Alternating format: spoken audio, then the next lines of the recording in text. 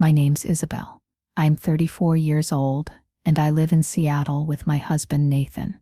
If you asked anyone who knows us, they'd say we're the perfect couple. The kind of people who have it all together. A house near the lake, 2 steady jobs, weekend brunches with friends, smiles that look real in every photo. But the truth? There's a secret between us, one that's been sitting like a stone in my chest for almost a year. And if I told you how it happened, you might not hate me. You might just understand how easy it is to lose yourself trying to hold everything together. 1. The shape of ordinary life. It's 6:45 in the morning when the alarm goes off. Nathan hits snooze twice before dragging himself up. I'm already awake. I always am. Scrolling through work emails before my brain has a chance to feel anything real. The smell of rain drifts through the open window. Seattle mornings have this gray softness that used to comfort me.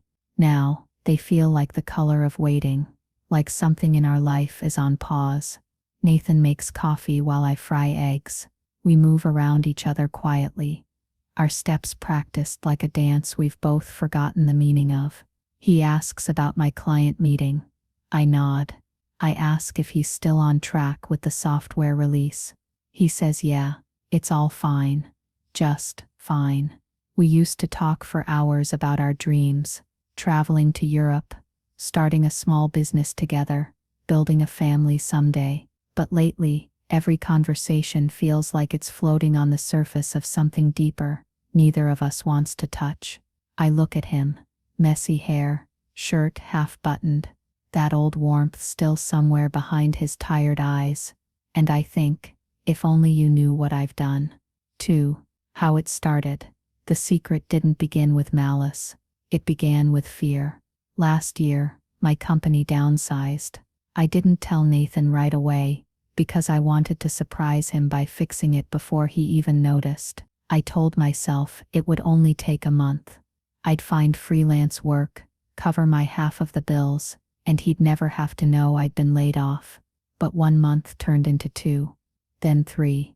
I started taking on design projects for clients who paid late or not at all. Rent loomed. Nathan was planning our anniversary trip to California, and I didn't have the heart to say I couldn't afford my half. So, one night, I opened a credit card in my name and took out a $9,000 cash advance. I told myself it was temporary. I told myself I'd fix it before it became a problem. I told myself I was doing it for us. But money has a way of growing fangs when you lie about it. 3. The lie that lived every month. The debt got bigger. Interest stacking quietly while I smiled through dinner, pretending everything was fine. When Nathan asked why I was working so late, I said I had a new client. When he asked about the extra mail, I said it was junk. And when the guilt became unbearable, I'd tell myself the same lie. He wouldn't understand. I'd sit at my desk late into the night, the glow of my computer screen flickering against the unopened bills beside me. I'd think about how Nathan always trusted me with everything, his passwords, his worries, his heart, and how I'd broken that trust without him even knowing. It wasn't about the money anymore. It was about the distance it built between us. One night, I woke up at 2 a.m. and found him asleep on the couch. He'd fallen asleep waiting for me to come to bed. I just stood there in the dark, looking at him, the rise and fall of his chest, the lines on his face that hadn't been there 6 years ago, and for the first time, I whispered it out loud. I'm sorry. 4. Cracks in the surface. Things got worse when Nathan's company offered him a promotion in another city. It was everything we'd dreamed of. A better salary, a fresh start. But moving meant selling the house, running a credit check, and combining finances officially. My stomach turned when he told me the news. It's perfect, he said, wrapping his arms around me. We'll finally be able to travel again, pay off the car, maybe even start a family. I smiled because that's what love does sometimes. It smiles while breaking inside. That night, I sat in the bathroom with my laptop, staring at the bank statement. The balance glared at me like a confession. I knew I had two choices: tell him now, or let him find out later, and risk losing everything. But fear makes cowards out of people who mean well. So, I chose silence. 5. The discovery. The truth came out the way all secrets do, suddenly, and at the worst possible time. Nathan was sitting at the kitchen table, laptop open, scanning through our loan documents. He frowned. "Is, what's this credit line under your name? I thought all our cards were joint." My heart stopped. I felt every sound in the room sharpen: the hum of the refrigerator, the rain against the window, my pulse in my ears. "Oh, that," I said too quickly. "It's just something small, for freelance stuff." He looked at me for a long time, the kind of look that sees straight through lies. "Freelance stuff doesn't usually have a $12,000 balance." My body went cold. I tried to explain, but every word made it worse. He didn't yell. That almost hurt more. He just stood there, quiet and heavy, like a man realizing he's been living in someone else's story. "You lied to me," he said finally. His voice broke. "For almost a year." And then he left. 6. After I spent the night staring at the empty side of our bed. The next morning, I went to work, pretended to be fine, came home, and sat at the kitchen table, with my coffee growing cold, the same table where we'd once planned our future. For days, Nathan stayed with his brother. I didn't text him. I didn't call. There's a strange kind of punishment in silence. It lets you hear everything you tried to ignore: the drip of the faucet, the tick of the clock, the echo of your own choices. I replayed everything in my head, every little lie, every time I could have told the truth, but didn't. And underneath all of it was one haunting thought: I did this to myself. 7. The letter. A week later, I wrote him a letter. I told him everything: how scared I'd been, how I thought I was protecting him, how every lie made me love him less because I couldn't stand myself. I left it on his porch with his favorite coffee mug, and went home. He didn't reply for 3 days. When he finally came back, I heard his key turn in the lock. My heart nearly stopped. He looked exhausted, eyes red, beard unshaven, the kind of tired that lives deeper than sleep. He sat down across from me and said, "I read your letter." I nodded, not trusting my voice. "I don't know if I can forget it," he said, "but I also don't know if I want to lose you." Tears burned my eyes. "I don't deserve you." "Maybe not," he said softly, "but you still have me, if you're willing to be honest this time." 8. The space between us. For the next few weeks, our house felt like a waiting room. 2 people sitting in the same space, both hoping to be called back into each other's lives. Nathan moved back in, but the air between us was fragile. We shared dinners, but not laughter. Plans, but not warmth. It wasn't punishment. It was recovery. The kind that requires quiet before sound returns. Every night, I'd wait for him to fall asleep before whispering into the dark, "Thank you for staying." He didn't say, "I forgive you." Not once. But he also didn't walk away again. And in that silence, I realized forgiveness doesn't always arrive with words.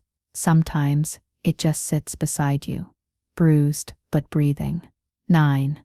Starting over. Healing didn't come in one big moment. It came in small, ordinary ones. Like the morning I handed him the stack of bills and said, "Let's go through these together." Or the afternoon he asked, "Want to come with me to the store?" And it felt like an invitation back into his life. Or the evening we sat outside watching the rain, and he said, "We'll figure it out." That we meant everything. We created a rule: no more secrets, no matter how small. He showed me his work stress. I showed him my freelance struggles.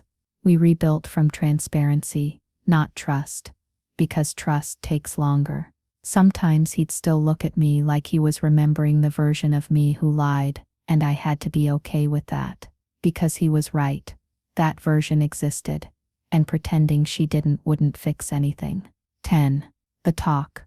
One night, As we were cleaning the kitchen, Nathan finally said it.